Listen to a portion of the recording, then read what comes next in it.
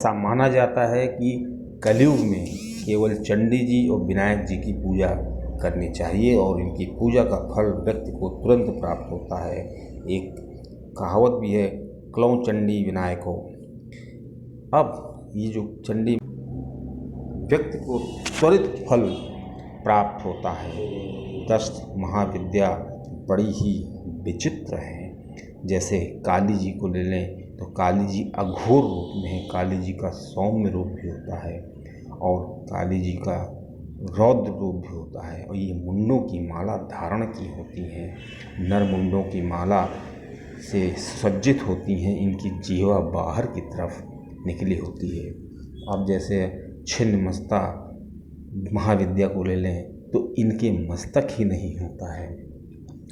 अब दोस्तों जो माताएं होती हैं ये एक से एक विचित्र रूप में होती हैं। अब जैसे बगुलामुखी, दोस्तों ये बगुलामुखी माता के हाथ में जीवा होती है और दूसरे हाथ में गदा होती है। और जो बगुलामुखी माता हैं वो इनके जो भैरव हैं वो आनंद भैरव होते हैं, क्योंकि जिस प्रकार माताएं महाविद्याएं होती हैं उनके सबके भैरव भी अलग अलग होते हैं। इस प्रकार बगलामुखी एक हाथ में जीवा है और इनके भैरव आनंद हैं और उनके जो शिव हैं वो त्रयंबकेश्वर जो हैं वो इनके शिव हैं और इनके गणपत हरिद्र हैं और इनको पीताम्बरा के नाम से भी जाना जाता है।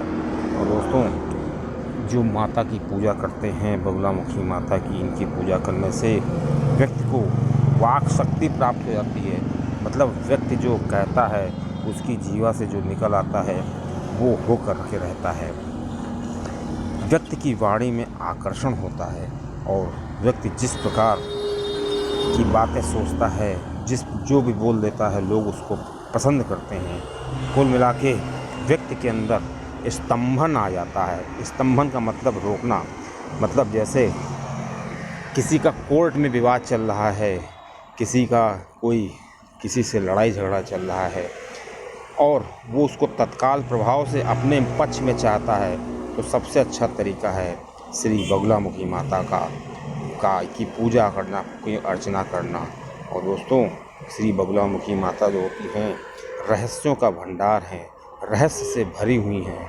और दोस्तों ये माना जाता है कि ब्रह्मास्त्र विद्या का उदय हुआ था वो इन्हीं माता से हुआ था।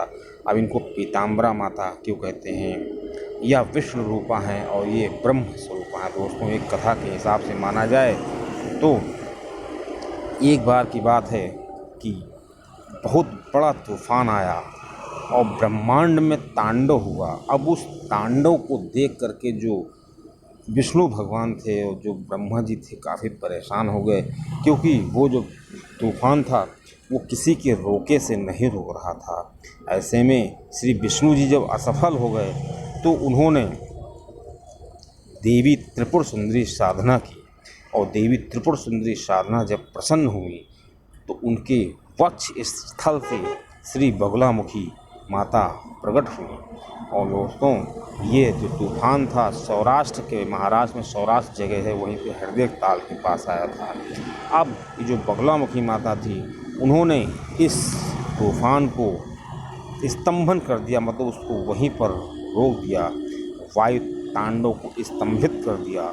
और दोस्तों यहीं से श्री बगलामुखी माता का ब्रह्मास्त्र विद्या का उदय हुआ और वो जो ब्रह्मास्त्र विद्या इनके वक्ष स्थल से निकली थी वो जाकर के श्री विष्णु भगवान को मिल गई और तभी से विष्णु भगवान ब्रह्म विद्या से ब्रह्मास्त्र से लस हो गए।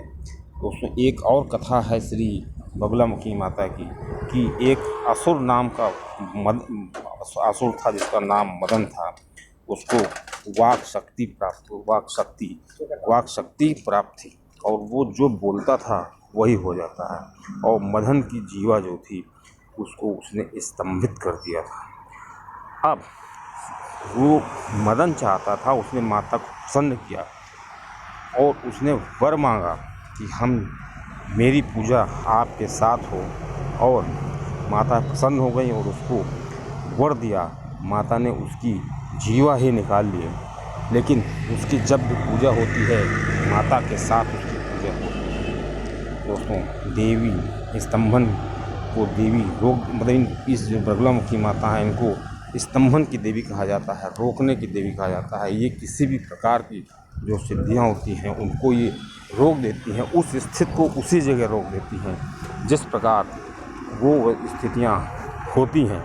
और जो बगलामुखी माता है इनके नाम में अपभ्रंश है, मतलब इनका जो नाम है उसमें धीरे धीरे बदलाव आया और बहुत समय के बाद ये बदलाव धीरे धीरे करके बगलामुखी हो गया। लेकिन इनका जो असली नाम है वो वल्गा है। वल्गा का मतलब होता है कि लगाम लगाना, और जब किसी को लगाम लगाते हैं तो ऐसा होता है। अब दोस्तों, यजुर्वेद की माने यजुर्वेद में बताया गया है कि एक बार देवता और दानवों का युद्ध हो रहा था। असुर हारने लगे, असुर भागते रहे, और जब भागते भागते असुरों ने सोचा कि चलते चलते एक अविचार करते चलते हैं, मतलब एक ऐसा जादू करते चलते हैं कि आगे चल कर के हमें इससे सहायता मिले और हम युद्ध को जीत सकें। भागते भागते उन्होंने क्या किया, अपनी अस्थि, नख और केशों को बिल्कुल एक साथ रखना शुरू किया और उनको ज़मीन पर दबाते गए।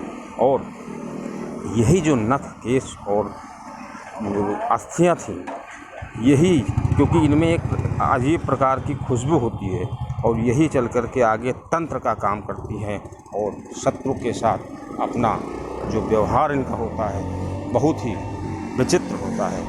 दोस्तों, इस प्रकार कहा जा सकता है कि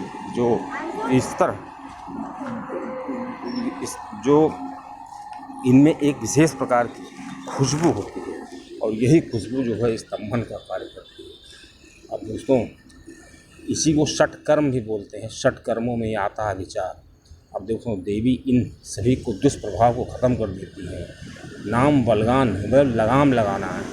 निग्रह की वाक शक्ति की देवी हैं, और ये जो देवी हैं वो वाक शक्ति की देवी हैं। उसने दुष्प्रभाव को कंट्रोल में रखती हैं, रोक कर रखती हैं, और ये वाक की अधिष्ठात्री देवी हैं। और एक और इनका अर्थ है वाग। जब षष्ठ की रचना हुई तो वाग शब्द निकला। वाद में, उस वाद शब्द में ब्रह्मा जी ने नाद निकाला, उसी के कंपन से ध्वनि आई। और वाग के 4 स्तर होते हैं, परा, पश्चंद, मध्यम और मैखरे। अब दोस्तों, ये जो 4 स्तर होते हैं इन्हीं से इच्छा, ज्ञान, क्रिया, शक्ति। अब दोस्तों, परम ब्रह्म की इच्छा, परम ब्रह्म का ज्ञान, और इसी से परम ब्रह्म की क्रिया होती है, और इसी से परम ब्रह्म की शक्ति निकल के आती है।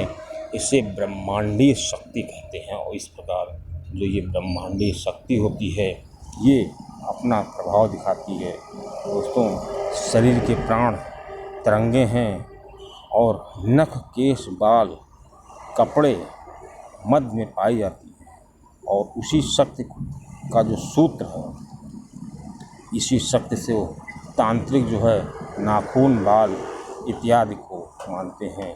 यही शक्ति प्रेम का सवार करती है, और किसी के साथ अगर बुरा होने वाला होता है तो उसकी उंगलियों और नेत्रों और हृदय की तरंगों से कुछ तरंगें निकलती हैं, जिससे व्यक्ति को आभास हो जाता है कि बुरा होने वाला है, और यह बात के द्वारा हो रहा है।